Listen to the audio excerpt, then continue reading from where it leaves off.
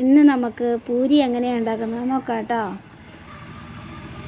പൂരി ഉണ്ടാക്കുന്നത് നോക്കിക്കോളൂ. ഇങ്ങനെ എടുത്തിട്ട് പരത്തുക. പരത്തി നല്ല റൗണ്ട് ഷേപ്പിലെടുത്തിട്ട് നല്ല റൗണ്ട് ഷേപ്പിൽ നൈസായിട്ട് പരത്താം. എനിക്കും അറിയാം കേട്ടോ പരത്താൻ.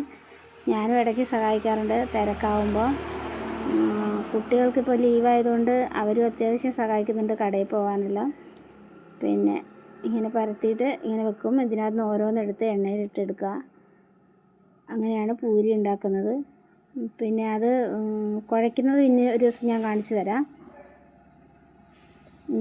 ഓക്കെ.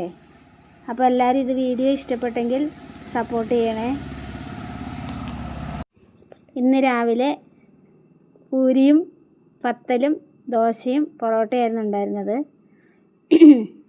പിന്നെ ചമ്മന്തി, ബാജിക്കറി, കടലക്കറി, മീൻകറി, പിന്നെ ചിക്കൻ കറി, മുട്ടക്കറി, അങ്ങനെ കറികൾ കുറേ ഉണ്ടായിരുന്നു.